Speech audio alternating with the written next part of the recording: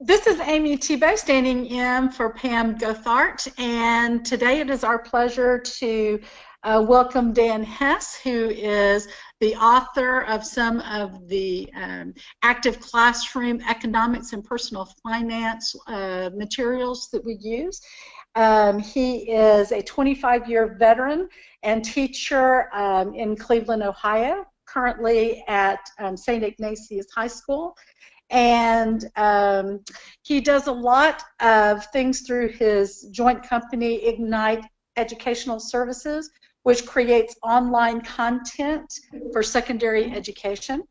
And he moderates an entrepreneur program at his high school, and actually monitors and organizes the school field day activities as well as global educational programs, and is married and has 3 kids, so he's a busy man. And so I'm going to turn it over to Dan and let him fascinate us with how do people not learn this in school. There you go, Dan. Yeah, thank you so much, Amy.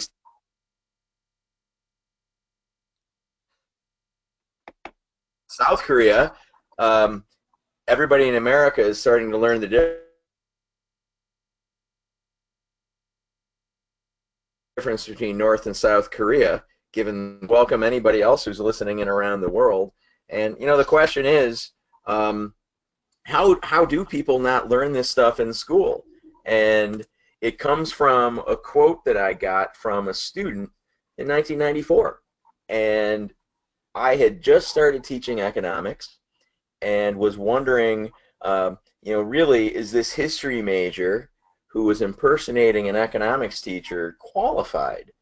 And when I interviewed for this job, they said, hey, do you think you could teach economics? And I said, absolutely.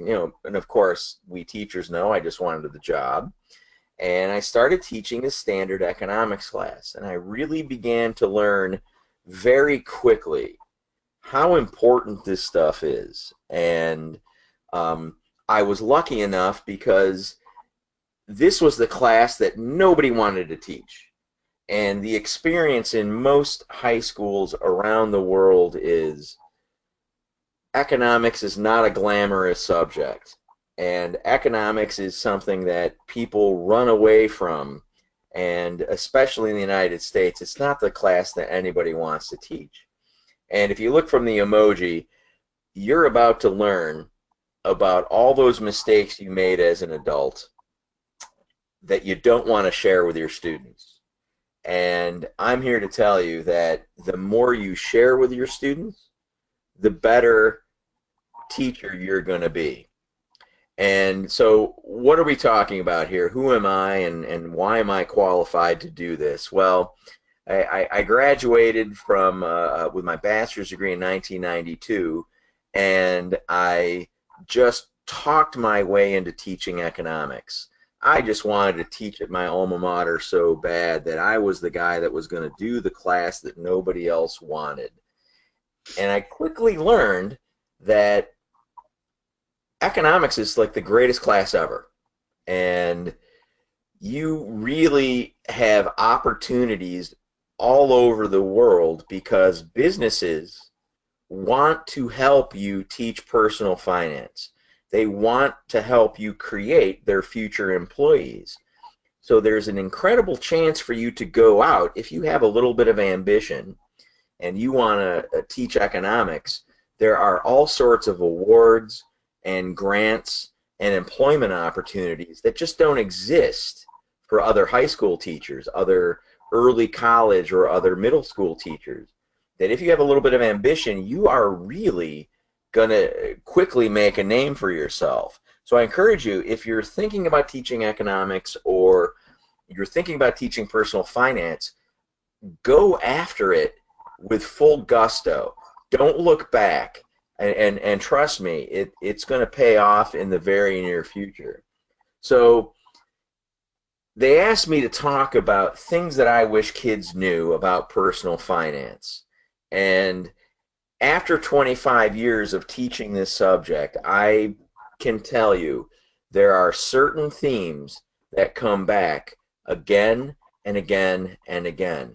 And the beautiful thing is they come from my own mistakes, and they come from life experience.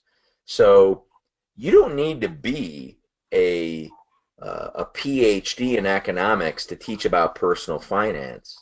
I'm here to tell you that if you can balance a checkbook, and if you can take money out of your paycheck and put it into an investment for your retirement, or you can borrow money to pay a mortgage, then you are capable of teaching this class. And if you're that person in your building, in your district, who has been saddled, or you think you have been burdened with the idea or the task of teaching personal finance and economics, the joke's on them, and you got lucky. You take this advantage as fast as you can, and you run with it, because those opportunities that I told you about before, I'm telling you, they exist.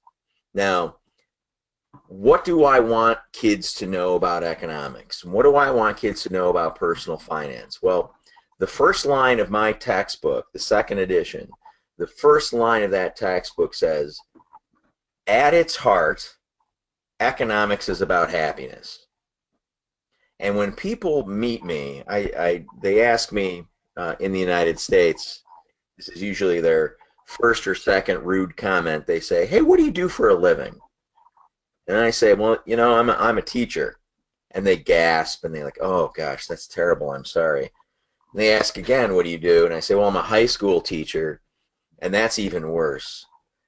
And then I say I'm a high school teacher that teaches economics in an all-boys high school, which sounds like the most horrifying thing ever. And then I break in with this comment. I say, you know what? Economics is about happiness. And this really puts people back on their heels. And really, no kidding, that how does studying economics make me more happy? Well, here's what I'm going to tell you, that I studied algebra like the rest of us in high school. And I can tell you that I can't even tell you the last time that I used algebra in my daily life. That since I took the SAT in 1987, I don't think I've used algebra ever. Now, no offense to math teachers, but economics is something I use on a daily basis. I minored in French in college, but the only time I speak French is when I'm in France. The only time I use algebra is never. The only time I use economics is every single day of my life. And not just every single day. I use economics thousands of times per day. Now, that's not a joke. Thousands of times per day, you make a cost-benefit analysis. Okay, now let's think about that. A cost-benefit analysis can be something as simple as, you know, do I hit the snooze button? Okay, so what is that going to cost me? That will cost me some time, but the benefit is more sleep. Do I take this road into work, or do I take that road into work? How do you make that decision? Well, guess what? Economics, cost, and benefit. You have limited time to get to school. You have only so many routes to get to school and get to work. How do you make those decisions? Economics is about decisions, and economics is about happiness. How will you maximize your happiness, or what we call in economics, your utility? So you want to maximize the utility in your life, right? You want to maximize the happiness in your life. Well, guess what? Everybody else in society wants to do that, and you should just be aware that this topic, this happiness, this economics, will bring you this mindfulness and this idea that, yeah, I am using this on a daily basis. But when it comes to your personal finance, the concept of happiness is not just about today, but now you're going to have to look 30 or 40 or 50 years down the road. Okay? So what do I want kids to remember? Well, first, economics is a huge part of your life, and maybe the biggest part of your life. The second thing I want kids to remember is to take time to think. Now, in my textbook, I repeat this phrase several times throughout all 6 units, and it's one of the mottos of my personal finance class. So, if we're teaching adolescents or young adults, we need to stop them in their tracks and ask them to take 10 minutes, 15 minutes, and write down, what do you want to do with your life? What are you good at? What do you think you're going to do with all those skills and those talents that you have? And to do some research, to do some thinking. Before you take the next step in your life, think about it. And boy, oh boy, you know, some of the most powerful thinkers in the world have always said, take time to think. You know, they say it in different ways. But before you make a big purchase, okay, reflect on, is this something I want or is this something I need? You should reflect on, what am I going to study in college? Or will I go to college? Will I get a skill? What am I going to do with everything that's led me up to this point right now? Because if you don't reflect, if you don't take time to think about your life, then how do you know where you're going in life? And when you're there, are you there by accident, or did you make the choice to get there? So I would say, encourage your students to write things down. Encourage your students to make pros and cons list. I choose this college because I like this. I'm going to choose this career because I like this and I don't like this. Take time to think and go through your life, okay? Now, third thing I want them to be is to be flexible. One thing that you can depend on in this world is change. And not only will your jobs change, you're going to go from, say you're a teacher, you go from one school to the next school to the next school, but at some point, will you switch careers? Will you switch from teaching to accounting?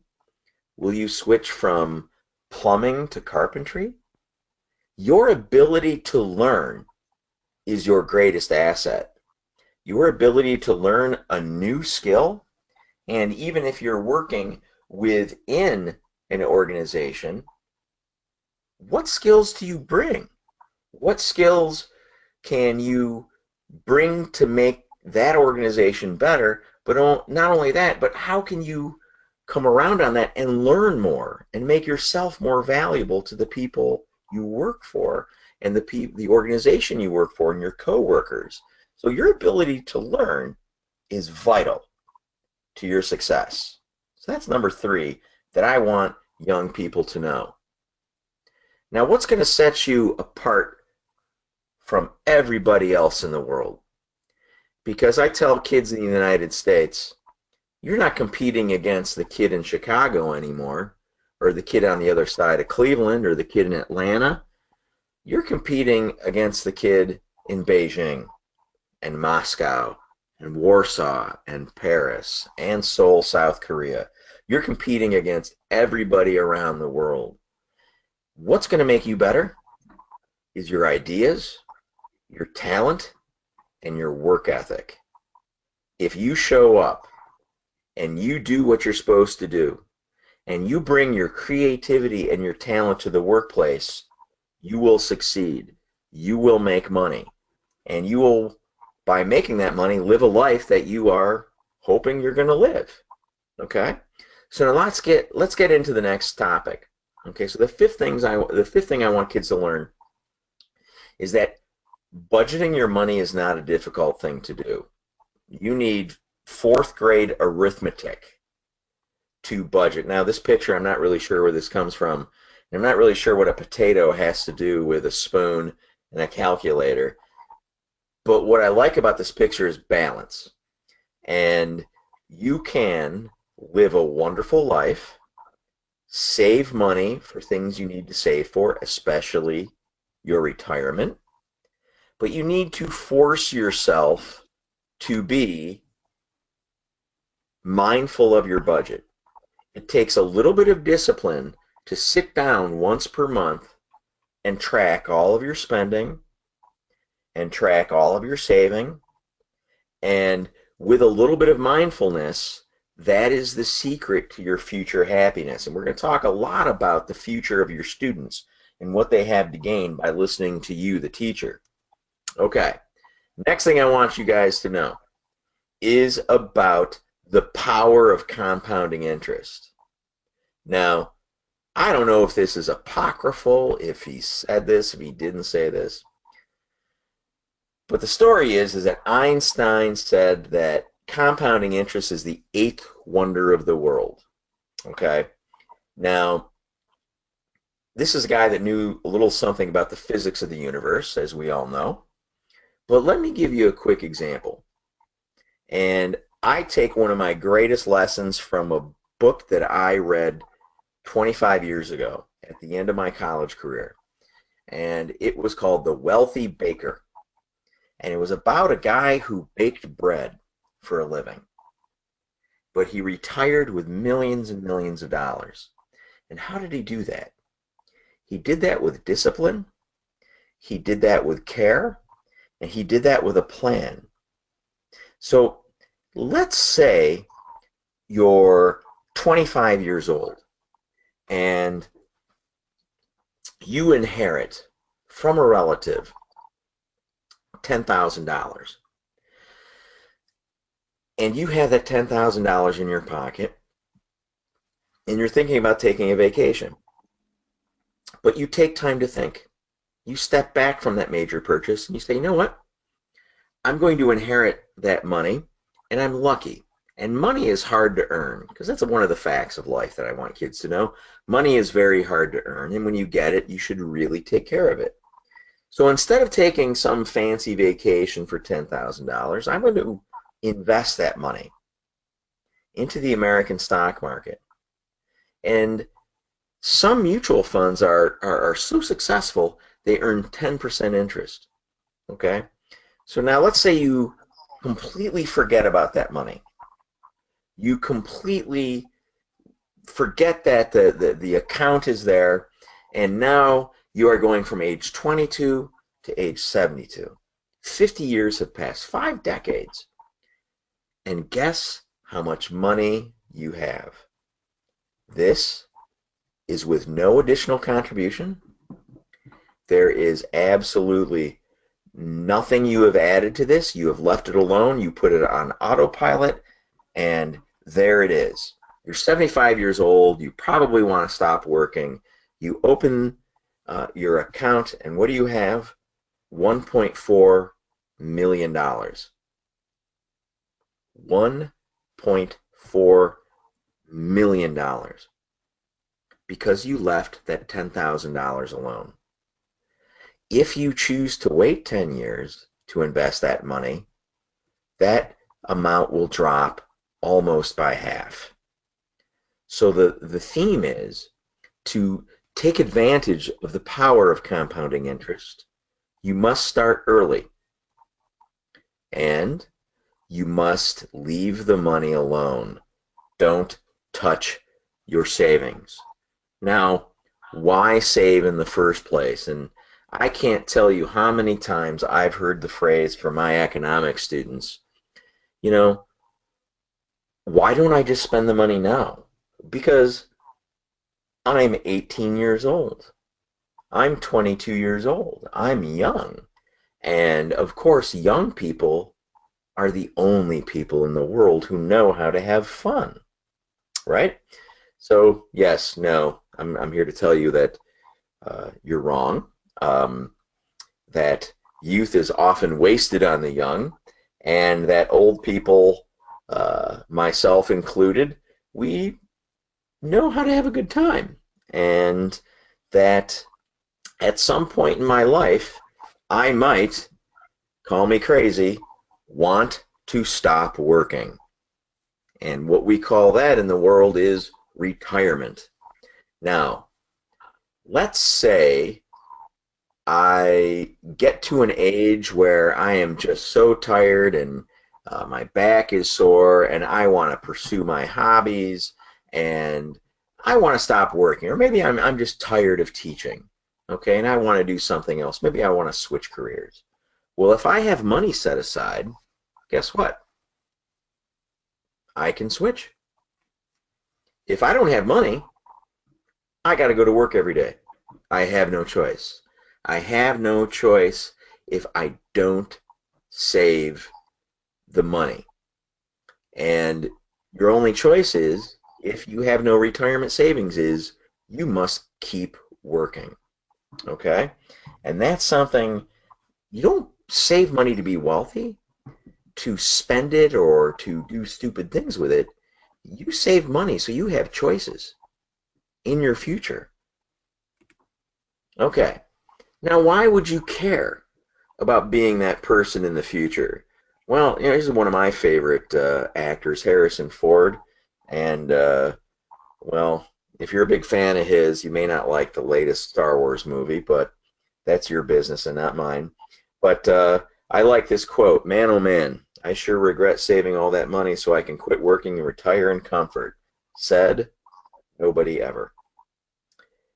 You are the same person. And anybody in their 30s, 40s, 50s, or 60s, 70s, and beyond will tell you, I'm the same person I was. I've learned a lot in life, and I'm older, but I kind of feel like the same person. And so I would tell young people that saving money is, you're paying yourself. You're that person in the future, and you're not going to be mad.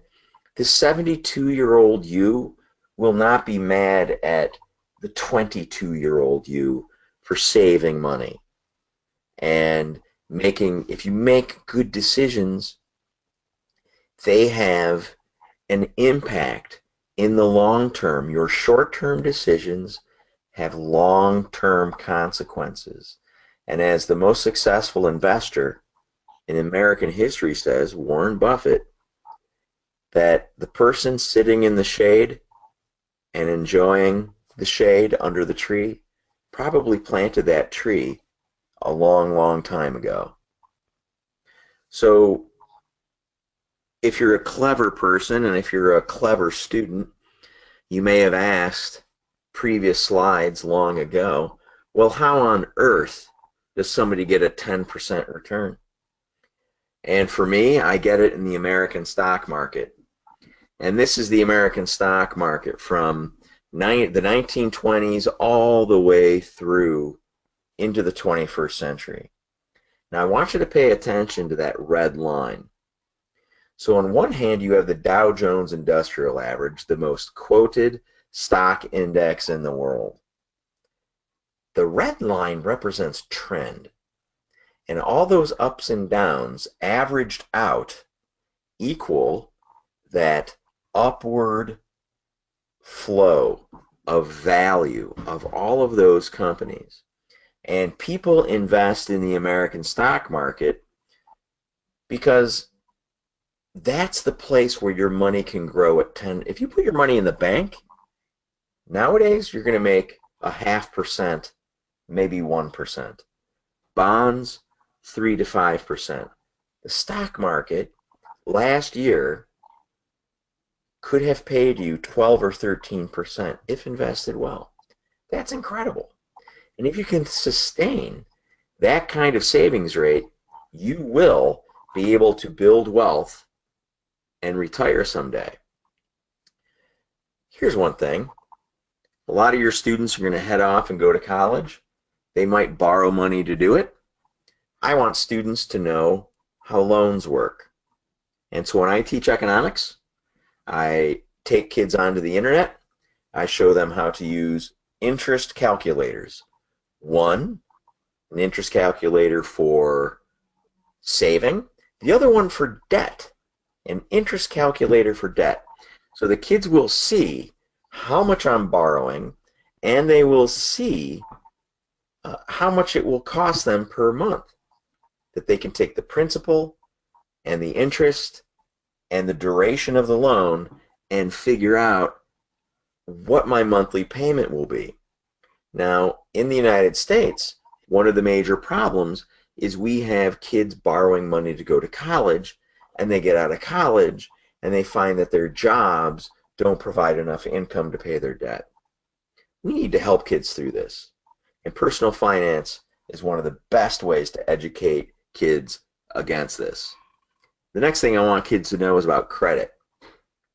Your behavior when you borrow money will follow you for years to come. In the United States, it follows you for 7 years. And we have credit scores, and every lending institution is going to know all about you and all about the money that you borrowed and either paid back or didn't pay back. That your credit follows you for 7 years and even 10 years if you have any bankruptcies or defaults on your record. Okay, going way back to the beginning of my presentation, I said, take time to think. Well, here we are again. The 12th thing I want you to remember, and I want you to teach your students, is that a major purchase can follow you for years. Now I have this, it's a pretty dramatic picture of a truck going off a cliff, and I think for me that symbolizes the value of any vehicle you buy once you buy it. That everybody knows that once you buy a car or a truck and you drive it off the lot, it begins to plummet in value. Now, we don't want to put our money in things that go down in value. We want to put our money in things that go up in value. Investments like stocks, bonds, bank accounts, okay? Those are things that go up in value. Our houses, they go up in value under normal circumstances. Liabilities are things that take money out of our life. And that's what we want to avoid. We want to maximize our assets and minimize our liabilities. Do you want to retire someday? Or do you want to work all the way into your old age? Would you like to retire when you're 55? Would you like to retire when you're 85? These are decisions that can be made when you're 22 years old. It's an attitude you can develop when you're 14 years old, when you're 10 years old. How do you feel about savings? And how do you feel about spending? These are all things that can be taught and can be learned by our students. Next, protect yourself. How do you protect yourself? How do you protect your living life? You're taking chances. You need to protect what you have and protect against major expenses like medical claims. If you break your leg, it is not unheard of that if you need major surgery and therapy, physical therapy to learn how to walk again, how to use your repaired leg, this could cost $100,000, $200,000 or more. And guess what? Young people break legs. Young people get sick. And you've saved a lot of money, and you have assets, and you have things you care about. And if you have an insurance claim and you can't pay for that stuff, you could be in very big trouble. So please be insured. Insure your car and insure your health. In the United States, that means buying health insurance, no matter what you do. Okay? And the last thing I want kids to know about personal finance is to protect your identity. That if somebody steals your identity, that means they've gotten the ability to open up credit accounts. They can go to a store and get a credit card and buy things. And that store thinks that you bought those things. And they're not going to stop at that one store. They're going to go to dozens of stores and websites and banks and clean you out. So I want young people to be aware of this. I want them to know that things they put on the internet are always on the internet. You can never get away from the things that you've done, and you need to be careful about the personal information you share on the internet. That at some point in the next couple years, I myself, 3 times in the last couple years have been hacked. Credit cards at department stores or my home services store, they've been hacked. And now in the United States, one of our 3 major credit agencies has been hacked. So your personal information is out there. You better keep an eye on it. You better keep tabs on who is using your good name to borrow money, because you might, just might, spend years trying to clear your good name. So that is 15 things that I want kids to know about personal finance. That is my personal, the part of my economics course that is Unit 5. It is all about personal finance. These are major themes of what I go through. And I don't know, Marie, if you're there all the way in Seoul, Korea, if you have any questions, I'd love to entertain them. If your students have any questions. But that's the major part of what I do as a teacher. And the great thing for me is I never have to convince kids they need to know this. And as I said at the beginning, economics and personal finance is just one of the greatest things to teach. And I encourage you to get more and more into it if you ever get the chance. So that's all for me. Does anyone have any questions?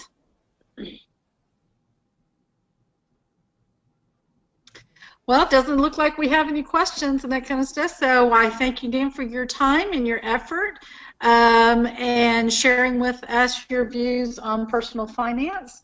And we look forward to hearing from you again in the second session. We look, 3rd and 4th grade students are often made to participate in a market day and business fair. How do you suggest we make it most meaningful? Good question. Okay. Well, if they can hear me, I also teach about entrepreneurship. And so what I would suggest is they find something that people want done. So everybody wants to create a craft. Everybody wants to create a pastry in grade school and middle school. I suggest your students think about services. Find a service that they can do in their neighborhood or for their neighbors. That there are, for instance, in my neighborhood, there are all sorts of old people, and those old people might need help. You can form a business that finds kids who are willing to work and find kids that can go and dependably help old people take care of their houses. You can find, do the old people need help going to the store and buying things? Can you deliver things for them?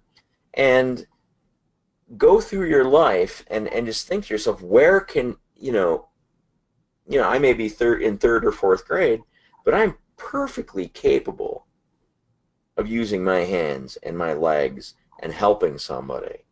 And usually people are thrilled to have the help of a young person. And they just take pure delight in having a young person around them and in their life. And that is a way I think you could go beyond a crafting activity. Think about the services that a 3rd or a 4th grader can perform for adults. And there's a lot kids can do. And don't be shy about presenting those ideas. Does that help? Excellent. Perfect. Well, all the way from Seoul, Korea, Marie, and all of your students. I'm in Cleveland, Ohio, in the United States, and I think it's just a thrill to be talking to you. Anybody else have a question?